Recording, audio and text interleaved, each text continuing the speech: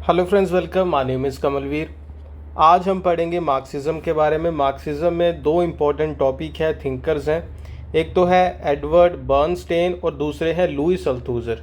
Okay, Edward Bernstein और Lewis अल्थूजर ये दो थिंकर हैं। इन्हीं के आइडियाज़ को आज हमें पढ़ना है।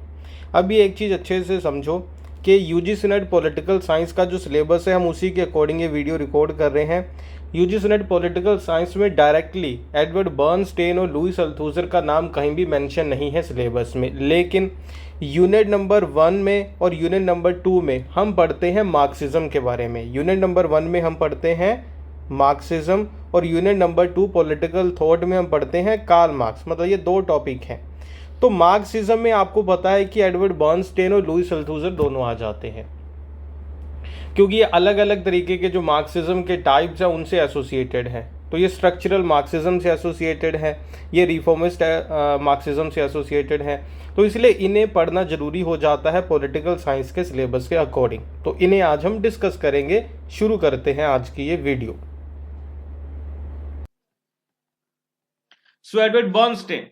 तो एडवर्ड बर्नस्टेन का जन्म हुआ 6 जनवरी 1850 को और डेथ हुई दिसंबर 1932 को। एरा जानना बड़ा जरूरी है, किस टाइम पीरियड में ये हुए हैं, तभी हमें पता चलता है कि उस टाइम पीरियड में बैकड्रॉप हमें समझ आता है कि क्या क्या चीजें हो रही थी और कहां पे हुए हैं। ये जर्मनी में। तो जाहिर सी बात है, जर्मनी में हुए हैं। मार्क्सवाद का, मार्क्सिज्म का इन्फ्लुएंस होगा, वर्ल्ड वॉर्स का इन्फ्लुएंस होगा, मार्क्सिस्ट जो आइडियोलॉजी उसका इन्फ्लुएंस जरूर होगा। अच्छा, दूसरी चीज, ये किस पार्टी से जुड़े हुए थे? तो क्योंकि ये एक फिलोसोफर भी हैं, स्कॉलर भी हैं और सेम टाइम स्टेट्समैन भी हैं।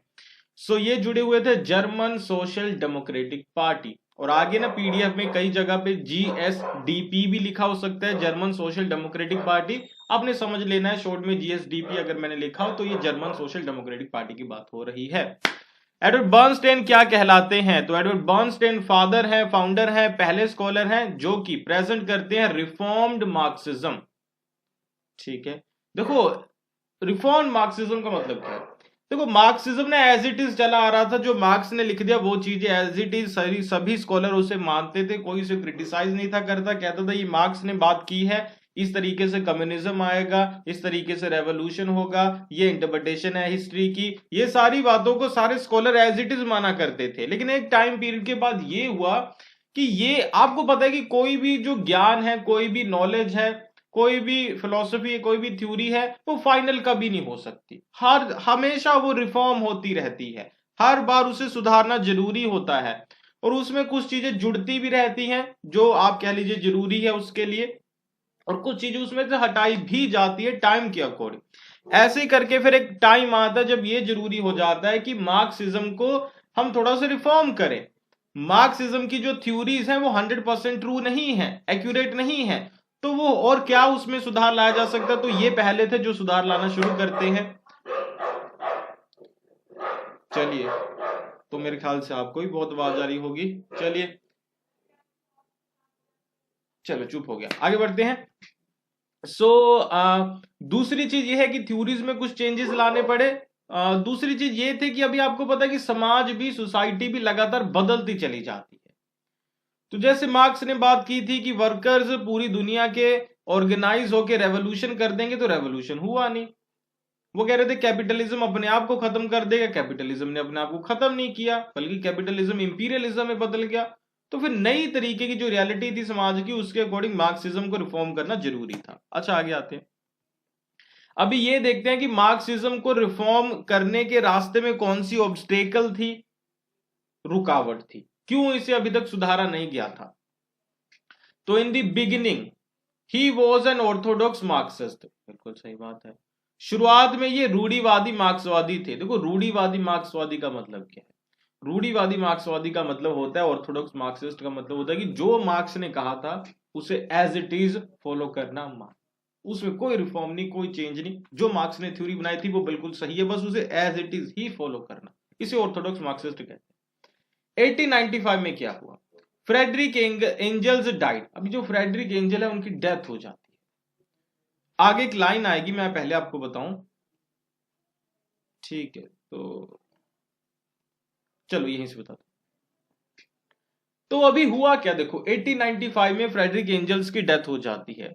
देखो हुआ ये, जब तक क्योंकि फ्रेडरिक एंजल्स और मार्क्स ने मिलकर मार्क्सिज्म को डेवलप किया था, तो जब तक फ्रेडरिक एंजल्स जिंदा थे तो मार्क्सिज्म में कोई बदलाव नहीं ला भी नहीं सकता था, क्योंकि वो उसे डिफेंड करने के लिए बैठे हुए थे एंजल्स हमेशा, तो इसीलिए उसे चेंज नहीं किया जा सकता था।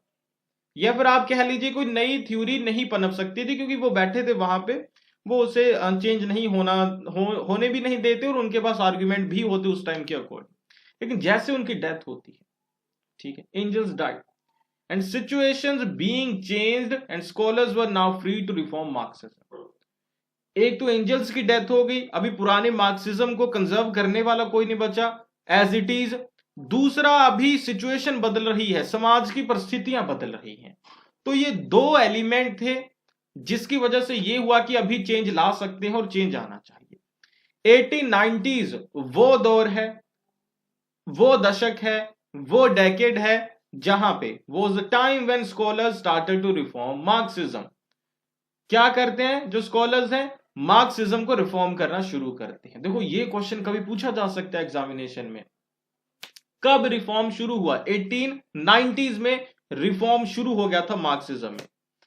अगली चीज, अभी हम एडवर्ड बर्नस्टेन के बारे में बात कर रहे हैं, तो उनकी कुछ बुक्स आपको यहां बता दूं, इसे आपने लिख लेना है, एग्जामिनेशन पॉइंट ऑफ व्यू से बहुत ज्यादा इंपॉर्टेंट है, एग्जामिनेशन में कभी भी पूछी जा सकती है। Evolutionary socialism, a critic and affirmation 1899 में। देखो एडवर्ड बर्नस्टेन की हम बात कर रहे हैं ना, इन्हें एवोल्यूशनरी सोशलिज्म कह लीजिए, रिफॉर्मिस्ट मार्क्सिज्म का फादर माना जाता है। इसके अलावा क्रोमवेल एंड कम्युनिज्म 1930, ठीक है, ये बुक्स आप देख सकते हो, ये सारी बुक्स इन्हीं के द्वारा लिखी गई है और एग्जामिनेशन पॉइंट ऑफ व्यू से बहुत इंपॉर्टेंट है। इनके बुक्स के ईयर, ये सारी चीजें अच्छे से याद कर लेना, बाद में पीडीएफ में टेलीग्राम में डाल दूंगा, डाउनलोड कीजिएगा। इनके आइडियाज के ऊपर आते हैं। तो एडवर्ड बर्नस्टेन कहते हैं, with single step we can not make any change. देखो एक बात होती है कि रेवोल्यूशन, जो रेवोल्यूशनरी आइडिया है, जो मार्क्सिज्म है, वो इस चीज की डिमांड करता है। जो मार्क्सिज्म है, मार्क्सिज्म ये डिमांड करता है कि अगर आपको चेंज लाना है तो वो सडन चेंज होगा, रेवोल्यूशन के साथ चेंज लाया जाएगा। मार्क्सिज्म ये बात करता है कि कम्युनिज्म आपको लेकर आना है तो जो वर्कर्स हैं सभी देशों के, वो यूनाइट होंगे, आपस में मिलकर रेवोल्यूशन करेंगे अपनी अपनी गवर्नमेंट के अगेंस्ट। ये कौन बात करता है? ये मार्क्सिज्म बात करता है। और उसके बाद प्रोलेटेरिएट डिक्टेटरशिप आएगी और फिर उसके बाद कम्युनिज्म आएगा। लेकिन एडवर्ड बर्नस्टेन जो कि रिफॉर्मिस्ट मार्क्सिस्ट है, वो लिखते हैं कि with a single step we can not make any change. वो कह रहे हैं कि सिर्फ रेवोल्यूशन के साथ चेंज आया जाएगा, ये बात गलत है, वायलेंट रेवोल्यूशन के साथ चेंज नहीं आएगा।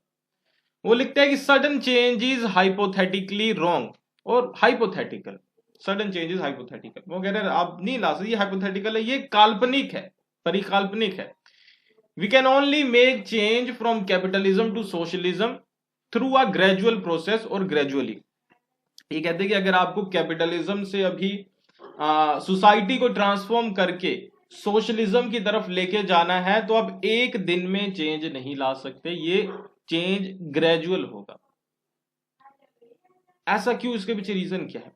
सो लिखते हैं कि capitalism is not going to collapse under its own contradiction, no sign of collapse of system anywhere. अभी वो कहता है कि पहले आप ना बैकड्रॉप समझो, अभी वो किसी चीज को क्रिटिसाइज करते हुए बात कह रहे हैं, क्योंकि कार्ल मार्क्स का ये कहना था कि जब कैपिटलिज्म अपनी पीक पे पहुंच जाएगा, क्योंकि देखो कोई भी जो बड़ा इंसान है, जो अमीर है, जो कैपिटलिस्ट है, वो आपने देखा होगा मार्केट में जो कैपिटलिस्ट है उनकी गिनती कम होती चली जाती है, क्योंकि जो बड़ा कैपिटलिस्ट है वो छोटे कैपिटल। यहाँ तक आपने ये पार्ट नंबर 1 देखा इस टॉपिक के ऊपर। अभी इसके ऊपर पार्ट नंबर 2 भी है, ओके, क्योंकि ये काफ़ी लंबा वीडियो है। तो इसके अलावा अगर आप पॉलिटिकल साइंस के लिए यूजीसी नेट के लिए प्रिपेयर कर रहे हैं तो आप हमारी सारी वीडियोस देख सकते हैं, पीडीएफ नोट्स को आप ज्वाइन कर सकते हैं हमारी ऐप और वेबसाइट के ऊपर। ऐप का नाम है अमन पाठशाला, वेबसाइट का नाम है amanpathshala.com।